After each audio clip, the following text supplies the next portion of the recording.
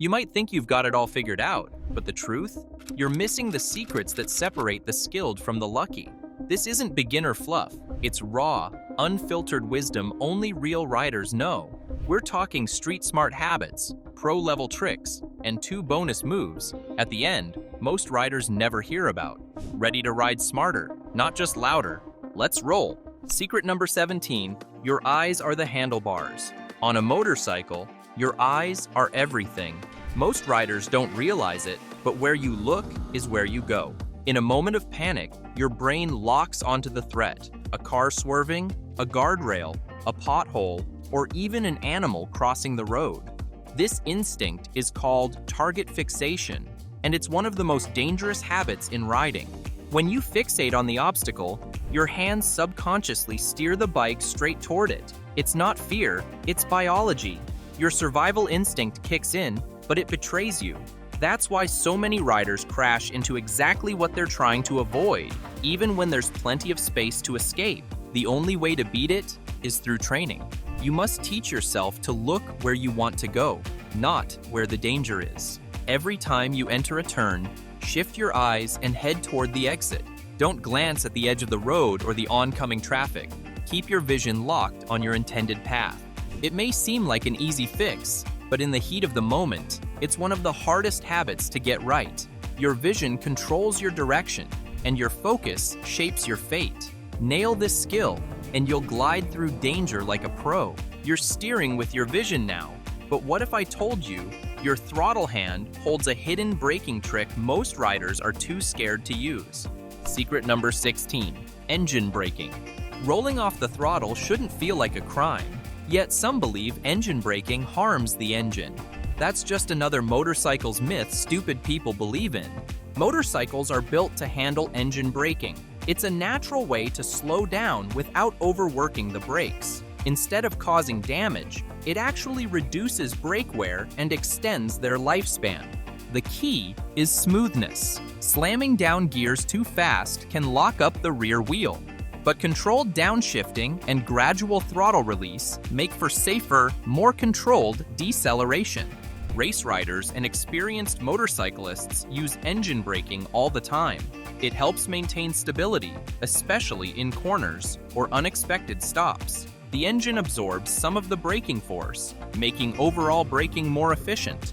So don't fear engine braking. It's not ruining your bike, it's helping you ride better. Alright, you're slowing like a pro. But let me ask you this. Do you really know which brake saves lives and which one starts the skid? Secret number 15. Uneven application of brakes. Using both brakes equally may sound logical, but it's completely wrong. The front brake does most of the work. It provides 70 to 90% of the stopping power. When you brake, weight shifts forward, pressing the front tire down for better grip. The rear wheel, however, gets lighter, reducing its braking power. Relying too much on the rear brake increases stopping distance. It can also cause skidding, especially on slippery roads. While the rear brake is useful at low speeds, it's not the main stopping force. The key is balance.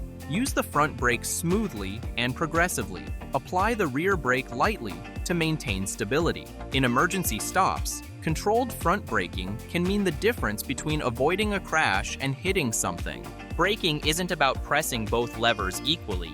It's about knowing when and how to use each. Now that you've mastered the stop, let's talk about what happens when you're standing still and danger suddenly rolls up behind you. Secret number 14. No need for neutral at red lights. This one stirs debate, but let's make it simple. Your clutch was built to hold, but not for every red light every time. If you're always flicking into neutral at every stop, you're doing your clutch a favor, right? Not really. Constantly re-engaging the clutch wears down the pressure plates and basket over time. That's not the kind of wear you'll feel today, but over hundreds of miles, it adds up. But there's more than just wear to worry about. If you're sitting in neutral and a car comes flying toward your rear, you've lost your escape route. You'll scramble to shift, and sometimes you won't make it. The Motorcycle Safety Foundation teaches, stay in gear on the road. Only go neutral when you're off it. If the light just turned red as you arrive, take a quick break. Go neutral for a minute or two. But if you're lane splitting or filtering to the front, Stay ready, stay in gear. Also, don't stress the clutch during short waits. Holding it in for a minute or two won't fry it. Your bike was designed for that. Ready to move again? You'd better be in the right gear, because the next mistake makes your engine sound like it's begging for mercy. And if you're learning something new or catching yourself thinking, wait, I do that, go ahead and hit that like and subscribe button for more real-world riding wisdom. Secret number 13, don't lug the engine in high gear. You've probably wondered this before. Is it better to feather the clutch or just crawl in first gear when you're moving slow? Some riders swear by staying in a high gear to avoid shifting constantly. Others argue that using the clutch is just part of smooth riding. But here's what real riders will advise you. When you ride in a gear that's too high for your speed, the engine starts to labor. You can hear it. You can feel it. The revs are low, the throttle feels unresponsive, and the engine struggles to deliver power. That stress doesn't just disappear. It gets absorbed by your pistons, bearings, and crankshaft. Over time, that stress adds up. Lugging causes internal pressure spikes, poor combustion, and even pre-ignition, knocking, which can seriously damage your engine. You're not saving fuel, you're just forcing your motor to do more with less. It also reduces your ability to accelerate when needed, which can be dangerous in traffic or on hills. The solution is to keep your RPMs above 2,500 to 3,000 when cruising. Downshift early in corners, before hills, and whenever your bike starts to feel sluggish. Use your clutch smoothly to manage transitions and avoid unnecessary strain. Let's rewind. Before you even twist the throttle, your engine is already forming its opinion of you, and it remembers if you rush it. Secret number 12, warm up gently. Every ride, let your engine warm up before heading out. Sounds simple, but most riders don't bother. Gloves on, helmet clipped, ignition on, and boom, they're gone. Your engine isn't ready. Cold revving is one of the fastest ways to ruin piston rings, bearings, and cylinder walls. Why? Because cold oil is thick and sluggish. It doesn't coat internal parts quickly enough. That delay means metal grinds against metal before proper lubrication kicks in. So what should you do? Start the bike and let it idle for 30 to 60 seconds while you gear up. That's enough time to build oil pressure and start warming internal parts.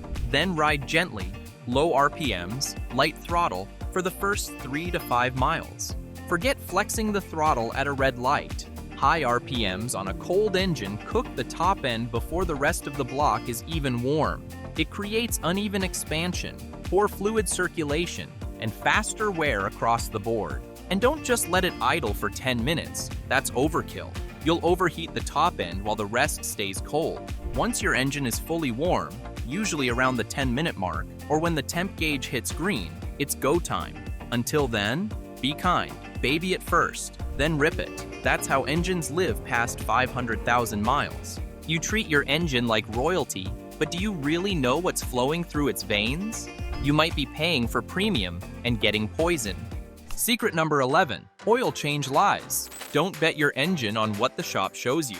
Some shops pull a classic scam, show you a top-shelf synthetic brand, then quietly pour in cheap bulk oil behind the scenes. You get charged for the good stuff, but your engine gets bargain bin sludge. Most riders never verify what oil was actually used. Why? Because it's sealed under the engine, out of sight and out of mind. Now for lie number 2, the manual. Riders see change oil every 8,000 miles or once a year and treat it like gospel. But what if you only ride 1,000 miles a year? Should you wait 3 years for a change? Absolutely not. That logic breaks fast. If your bike only takes short trips, your oil never gets hot enough to burn off moisture and combustion junk. That buildup silently degrades your oil and your engine.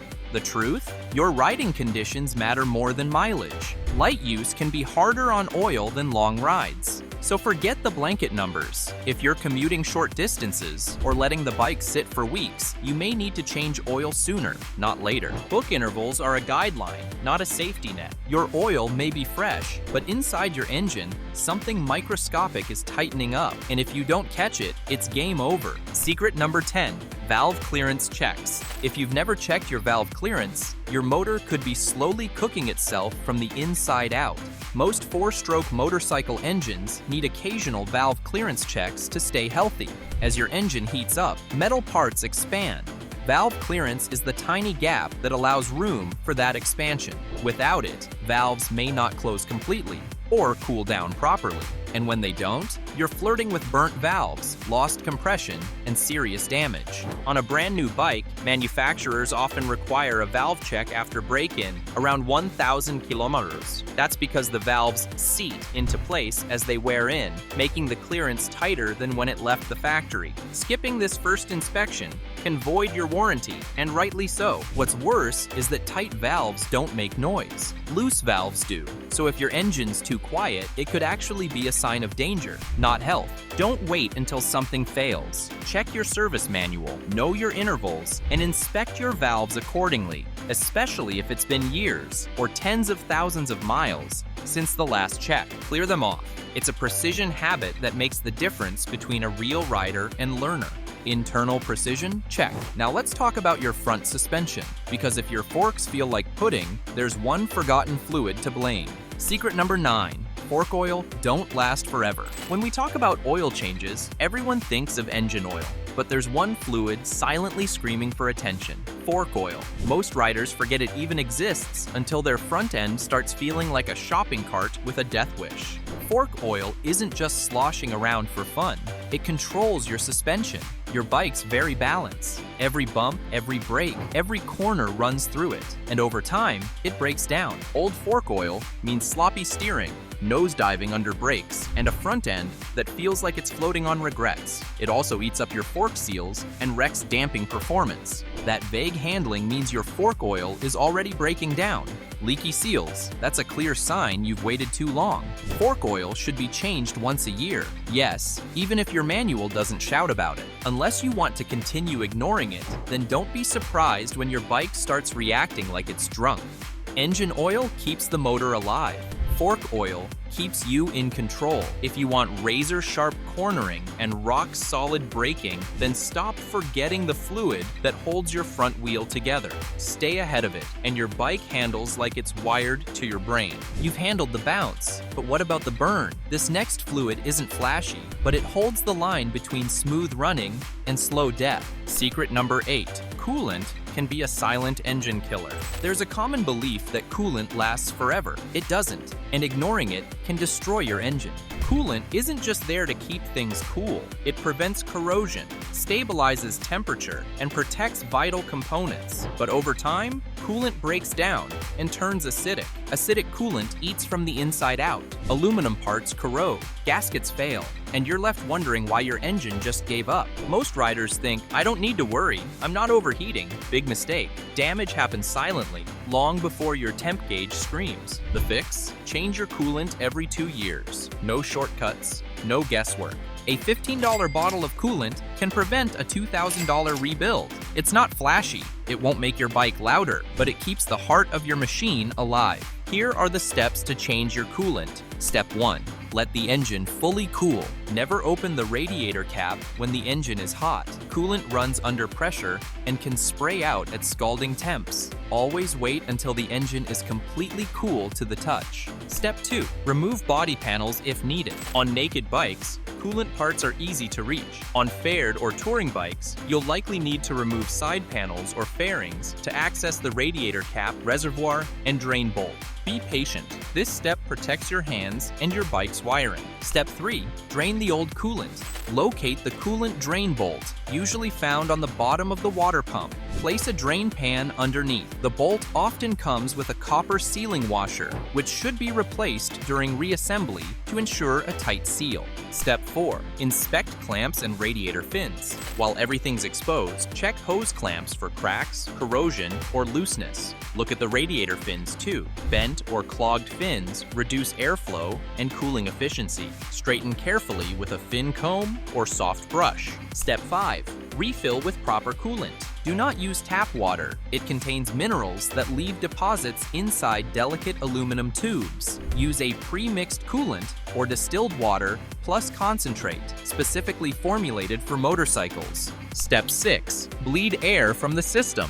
After refilling to the neck, leave the cap off. Start the engine and let it idle for a minute. Gently rock the bike side to side to help air bubbles escape. Top off as needed. If coolant's the quiet killer, the next one's louder, but still sneaky. It makes your brakes soft, your rotors roast, and your wallet cry. Secret number 7. Flush brake fluid every 2 years. Max, unless you're running silicone-based, your brake fluid is hygroscopic, which means it absorbs moisture from the air. Over time, this moisture corrodes internal components like calipers, wheel cylinders, and master cylinders. When that happens, things get ugly. Calipers seize, pads drag, rotors overheat, heat boils the grease off caliper pins and melts rubber boots. Suddenly, nothing floats, and pad wear becomes uneven. If you're still riding like that, you're looking at a full brake system rebuild. Even worse, boiled fluid turns to vapor. Vapor compresses, and fluid doesn't. That's how you lose your brakes when you need them most. To avoid all that, flush your brake fluid every 24,000 miles, or about every 2 years for the average rider. Some manuals say 3 to 5 years, but don't wait. Preventive care beats disaster every time. If you want to go a step further, get a brake fluid moisture tester and never reuse opened bottles. Moisture sneaks in, even if they're sealed tight. Don't be lied to. Brake fluid doesn't last forever, and if you ignore it, you're slowly wrecking your entire braking system from the inside out. Your brakes stop you, but what helps you breathe? This overlooked part is clogging your horsepower every single ride. Secret number 6. Replace air filter more frequently. This is your engine's first line of defense, and it's begging you not to forget it. Your air filter blocks dirt, sand, and debris from entering the engine. Without it, you're basically sandblasting your piston rings and cylinder walls every time you twist the throttle. Even tiny particles can reduce engine efficiency, increase wear, and eventually lead to major damage. So the question is, how long do you wait? A whole year? That's a gamble you don't need to take. Just like you'd wash your bike when it looks dusty and dull, your air filter needs attention when it's lost its flow. It doesn't whine or blink a light. It just silently chokes your engine. Sadly, most mechanics won't remind you of this. Why? Because the more damage builds up, the more money you'll spend fixing it later. If you're riding off-road or in dusty areas, inspect and clean your filter every 500–1,000 miles. For normal road use, every 5,000 miles is a good rule of thumb. And if you use a foam filter, don't forget, oil it properly. Not dry, not drenched, just evenly coated. But even the cleanest engine's useless if power doesn't reach the wheel.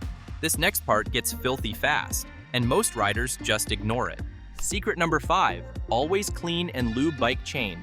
Chain maintenance isn't about looks, it's about function.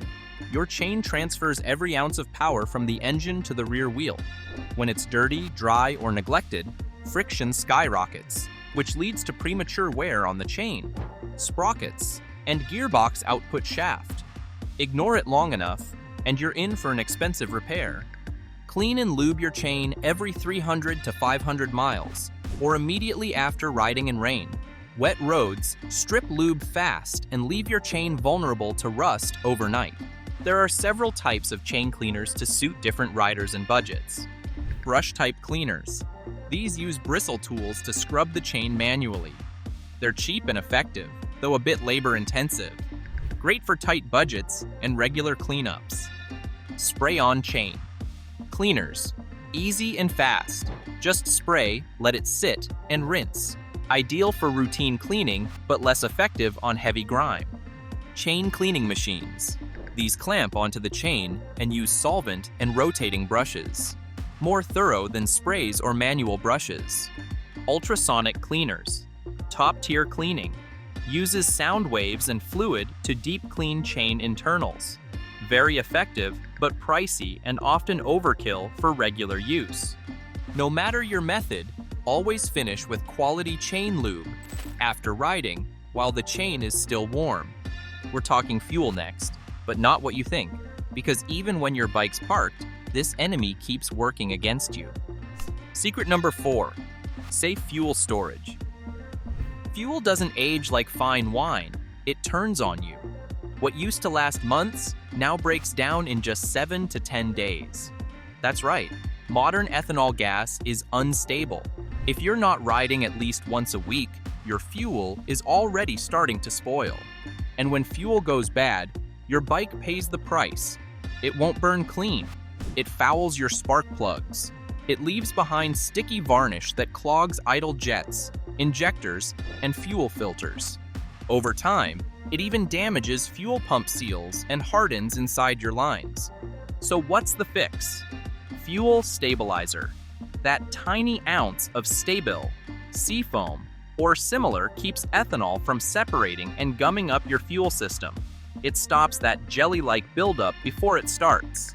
If you're only riding on weekends, add it every fill-up. Storing for winter? Stabilize a full tank before parking. Even if your bike sits for just 1 week, yes, 1 week, use it. It won't hurt your engine as long as you use it in the right doses. Just don't skip it. Because when your bike won't start in spring, it's not bad luck, it's bad fuel. And speaking of betrayal, let's expose the biggest myth money can buy. Secret number 3, fuel additives are overhyped. Fuel additives promise magic, cleaner engines, better mileage, more power. But real riders know most of it's marketing fluff. Think about it. If these miracle chemicals truly worked, major fuel brands would use them right from the pump. They'd advertise the edge, but they don't, because the gains are minimal, if any. Sure, some additives clean fuel lines and injectors, but only in specific situations, like if you've got old gas or gunk buildup. Even then, the fix is short-lived, and the cost? Usually more than any savings you'll see at the pump. Then, there are the bold claims about cleaning pistons and valves. Sounds impressive, but real-world tests say otherwise. Improvements are tiny. Most riders won't notice a thing. And let's talk about octane boosters. The worst offenders. They rarely boost performance unless your engine is tuned for high-octane fuel. Otherwise, you're just burning extra dollars, not rubber. Stick to maintenance that actually works. Because a fast bike isn't built in a bottle, it's built in the garage. Secret number 2, free checkup trap. Walk into a shop for a free checkup, and you're walking into a trap. It's not about helping you, it's about selling you panic. These inspections are designed to discover urgent issues. A loose bolt here, a worn pad there. Suddenly your safe ride is a ticking time bomb, or so they say. The goal? Exploit your fear of being stranded. They know you don't want to break down in traffic. They use that worry to upsell repairs you probably don't need. Some riders walk in for a tire check and leave with a $600 invoice. All because a technician pointed out imaginary risks. You didn't ask. You didn't verify. You just trusted the clipboard and the wrench. Smart riders know the game. They ask for specifics, second opinions, and proof. And most importantly, they stay ahead on real maintenance. Because when you take care of your bike regularly, you don't need mystery diagnoses from someone fishing for labor hours. So next time someone offers a free checkup, smile, nod, and keep your wallet in your jacket. Nothing free comes without a price, not even peace of mind. You've avoided the traps, outsmarted the cons, but now it's time for control. Not just of your bike, but of your instincts. Secret number 1, use 2 fingers for braking. You'll hear all kinds of advice. Use 1 finger for finesse. Grab with all 4 for power. But here's the truth. 2 fingers is the sweet spot. 1 finger often lacks strength and consistency. You'll struggle to modulate the lever under stress. 4 fingers? That's overkill. It sacrifices bar control. You can't cover the throttle, clutch, or respond quickly. 2 fingers give you the best of both worlds. Enough power to stop hard, enough sensitivity to brake smooth, and enough control to stay in command. In sketchy conditions, gravel, rain, or mid-turn, grabbing too hard is a recipe for disaster. Lock the front, and it's game over. But with 2 fingers, you feel the tire talk. You stop smoothly without upsetting the balance. It's not just about braking. It's about riding smart, riding safe, and keeping your options open in traffic. Plus, control isn't just about the bike. It starts in your grip. Train yourself to brake with 2 fingers. You'll react faster, stop better, and ride longer. All right, you made it. 17 secrets down. But I promised you something extra, didn't I? The kind of tips that aren't in your manual, but could save your ride. Bonus tip 1. Use dielectric grease on electrical connectors. If motorbikes are well designed, they are largely very water resistant. But waterproof? That's wishful thinking. Your bike's wiring isn't living in a submarine. It's tucked behind fairings, under tanks, or buried in headlight housings. But water finds a way.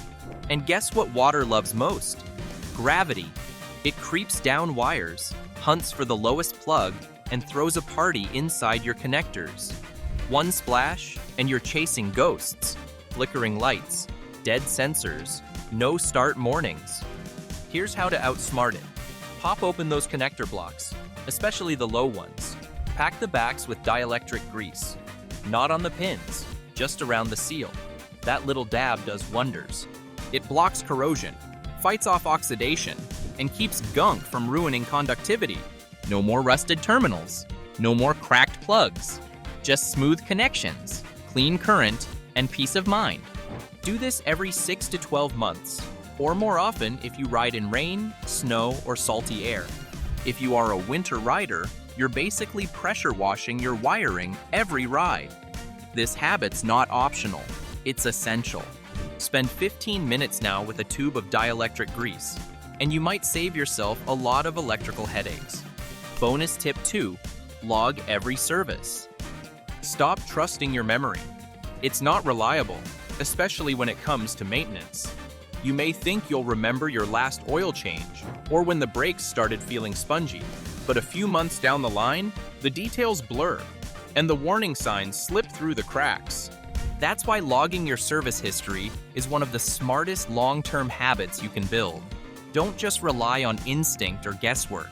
Write it all down, by hand in a notebook, in a dedicated app, or even on a sticky note taped under your seat. It doesn't need to be fancy. It just needs to exist. Track everything. Oil change dates and mileage, valve clearance checks, chain slack measurements, brake pad thickness, coolant color, and any weird sounds or symptoms. These small notes will help you catch slow oil consumption, creeping chain stretch, and subtle overheating before they become expensive failures. Get into the habit of logging updates at the start of every season, or any time the bike behaves differently. Lazy shifting might be stretched cables. Squishy brakes could be air or moisture. Patterns matter. Now you know the tricks they don't teach in manuals. Ride smarter, ride longer, and stay ahead of the pack. But this is just the beginning. Some are so obvious. It hurts, and you can't call yourself a rider if you don't know these 23 secrets.